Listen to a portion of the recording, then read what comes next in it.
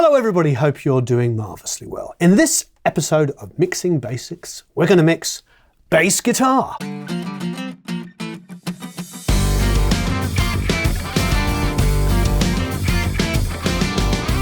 So please hit the like button, subscribe, and apparently if you hit the little bell next to the subscribe button, you'll also get notified when we have a new video up, which is currently about 5 days a week. Also, you can go to producelikeapro.com and sign up for the email list, get a bunch of free drum samples, and this session here you can download, so you can follow along with me and download these multi-tracks.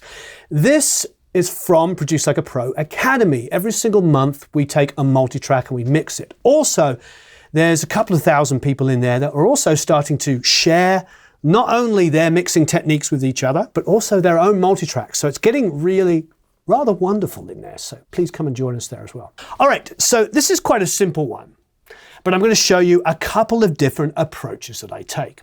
In this song that you've heard me do a couple of times before, there is a bass DI, just a bass guitar plugged straight into the front of the interface. Let's have a listen to that.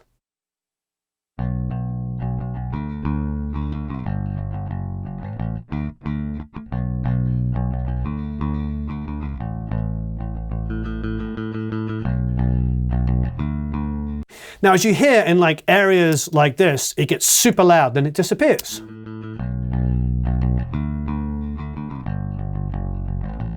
So it's like boom, boom, ba-da-da-ding, ding. So the dynamic range is massive.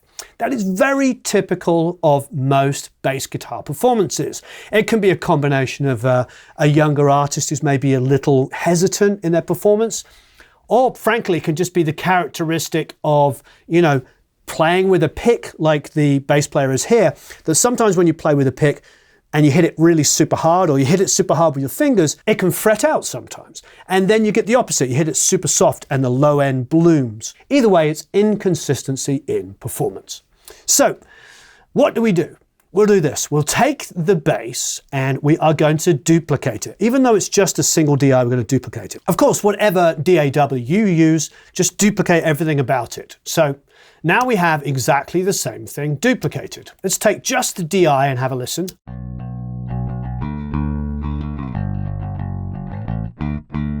One of the great things about a DI over an amp sound is it has more of the exact personality of the bass.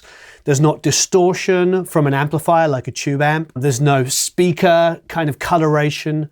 It is the most pure signal you can get. Just the bass plugged into either a DI box, in this instance, straight into the front of an ID44. So this went into an Audient ID44. So what we're going to do is we're going to grab an EQ. And I'm actually just going to grab a one-band EQ. That is all I need for what we're about to do. We're going to low pass, meaning the low frequencies are going to pass through and the high frequencies are going to be wiped out. So that would be here, this little thing here. So when you see this, this is the low pass. Other people call it, and that's okay, high cut. You can call it high cut or low pass. So let's turn that on. And immediately you see here, everything above 1K has been wiped off. But let's bring that down to around about 200-ish. Now let's listen to the bass.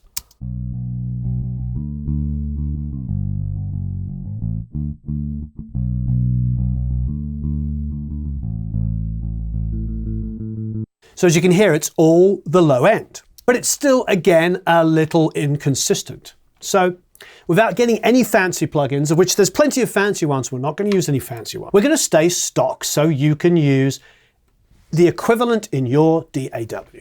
So now I'm going to go along and grab the most basic compressor I can find. So let's have a listen.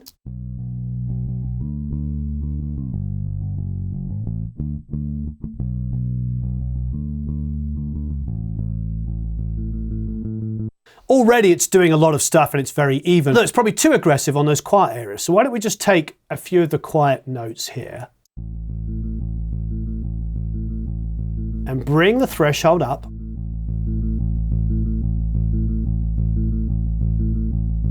Barely touching it now, about half a dB from the top of that section.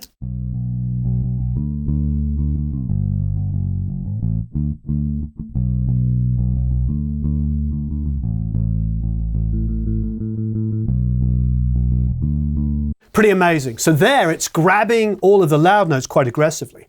I'm very tempted to, and I'm going to, just duplicate this and do serial compression. And just keep it on exactly the same settings.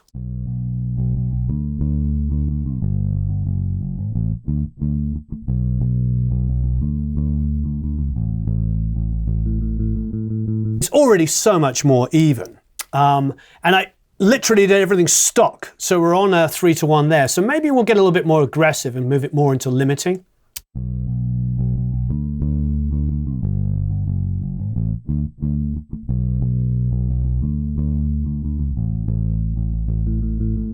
You can see over here, and most importantly here, that it's so much more even. So what have we done? We've now created a consistent low end. This is a big deal in a mix. You want the bass guitar to just be sitting there the whole time. Countless amounts of times people have sent me mixes to critique and listen, and the bass guitar is dipping in and out of the mix. Sometimes you're hearing big boomy low notes, and other times it's just completely gone. This really is the best way, the simplest way to solve that problem. There are really fancy plugins to do it, but all we did here was wipe off the high end above 200 Hertz and then use serial compression. The first compressor is set 3-to-1 here. The second compressor is set to limit. It's over 20, so it's like 22.5-to-1. And now we've got a consistent low end. Okay, so now you're asking, why did I duplicate? Well, to do the opposite. So on the second duplicated DI, and if you haven't guessed already, I'm going to do the opposite. So I'm going to grab 200 Hertz here, and I'm going to high pass. So now the high frequencies are passing through, hence high pass, or low cut. Now I get control of the mid-range and the high mids.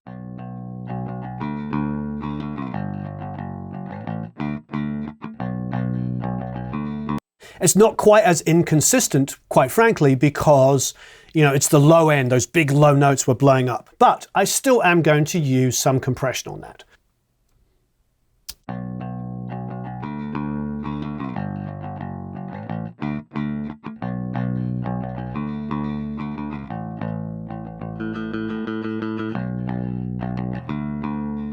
It's pretty aggressive. Now I'm going to put those two elements together and have a listen.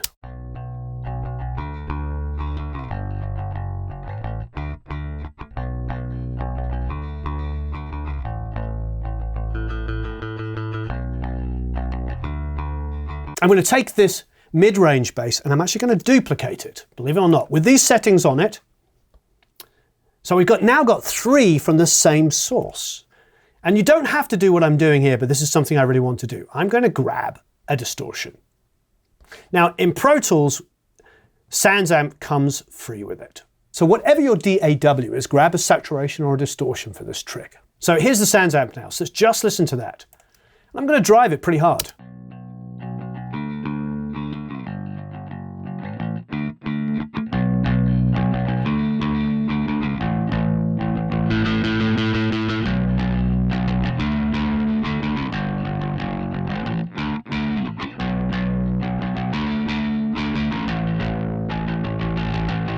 One of the great things about applying distortion or saturation to a signal is it takes those peaky transients and folds them in really nicely. Those are the first things that get distorted. So it's a really nice way of getting an even bass response. Another great thing about it is now if I blend that, bring that down and blend it with the two other elements, it adds an amp sound to it.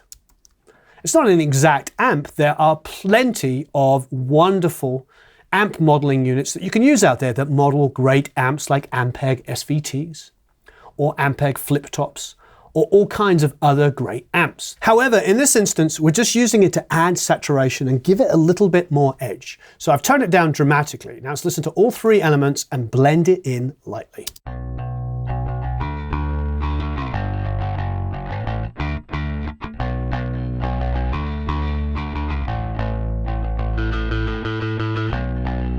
So you just hear that little bit coming in. I really like it. Now, I'm going to take those 3 elements and I am going to group them and call them bass, go figure. And I'm going to send them to one subgroup. which is going to be 11. So now I'm going to create a new auxiliary or subgroup or bus, whatever you want to call it. Right, the first thing I'm going to do is I'm going to grab an EQ. This time I'm going to grab a 7-band EQ. I haven't boosted any low end. All I've done is separated the low end. So first thing I'm going to do is set a high pass of around about 50 or 60, somewhere where the kick drum is, so it just gets out of the way of the kick drum. Maybe I'll make the slope a little bit more aggressive. There you go. So now I've gone to 12 dB per octave, and as you can see, the slope got more aggressive here. If I undo, it's here, gentle. Turn it back on, it's more aggressive. All right, next thing I'm going to do is I'm going to go to about 100 Hertz. 80 to 100 Hertz is my favorite part of a bass guitar. But I'm going to go to 100, which it actually defaults to here on this EQ, and just do a gentle boost. As you can see, it's bringing up 80. It's bringing up about 60. So it's kind of nice to do this high pass, because if you see, there's actually a boost at 50 or 60 here, which is where the kick sits. So if I hadn't done this, I would have been boosting about 40 and below. So let's have a listen with it in and with it out. Here is with it out.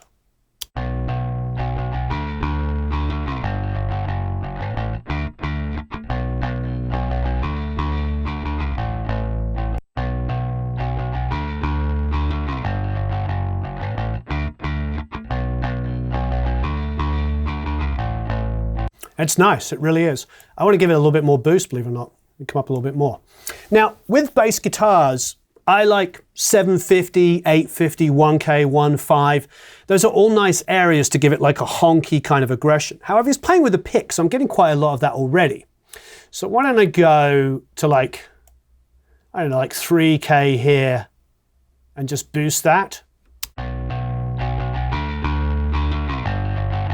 It's bringing out that distortion from the Sans amp and just giving it a little bit more personality. I'm going to go just for schnitz and schniggles to about 850.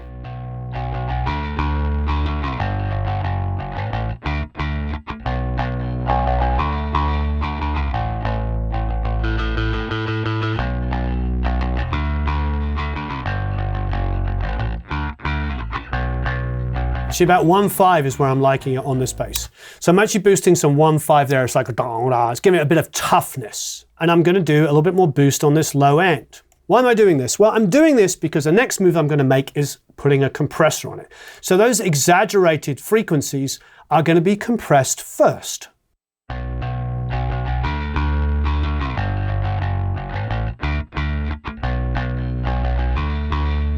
Now, I was going to say, something about using this stock compressor here is if you watch the thing and listen at the same time, you'll notice something.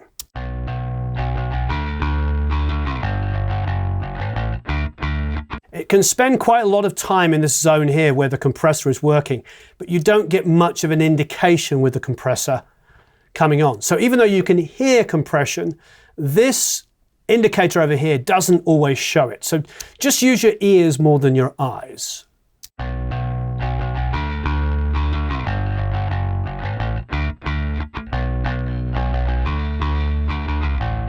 There's whole moments of a couple of seconds where it's sitting in that area and we're barely seeing any compression, but we're hearing it. So I've got a nice 3-to-1, and now I'm going to duplicate it. And yes, you guessed it, I'm going to go 20-to-1. So I'm going to make this more aggressive here.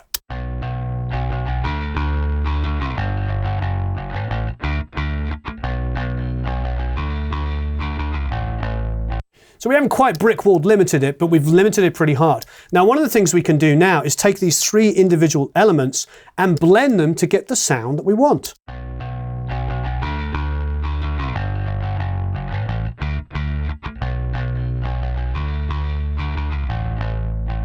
You saw I boosted the top DI, which is our low end. I brought down the middle DI, which is our mid-range and above, and I left the distortion saturation one where it is. And it's getting a little bit more like classic low-end bass.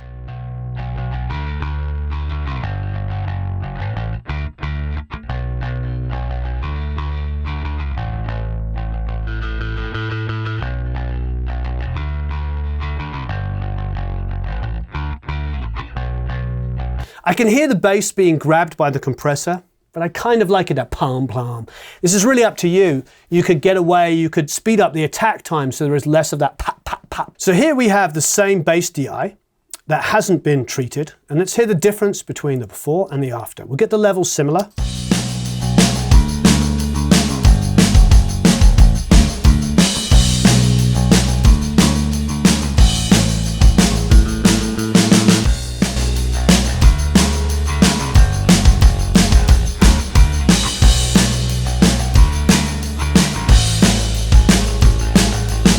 So you can blend that any way you want. That's the beauty of having those elements separated.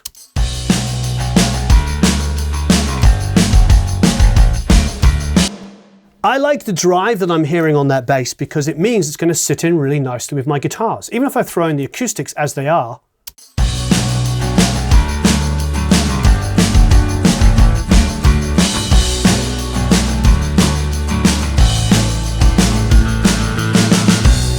now the original bass.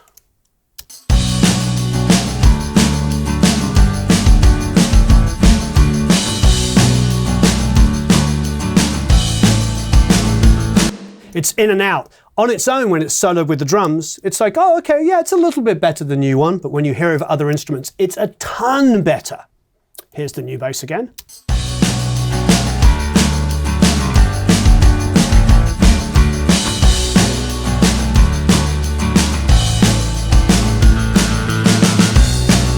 So I'm hearing everything. I'm getting this great low end which sits around the acoustics and supports them. I'm also getting personality when he goes up and goes, I'm getting that personality from the tone.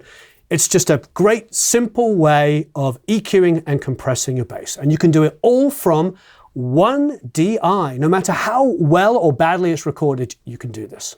Hope that helped. Please, as ever, hit the like button, subscribe. Don't forget to hit the notification bell, and of course, go to producelikeapro.com, sign up for the email list, and get a whole bunch of free goodies.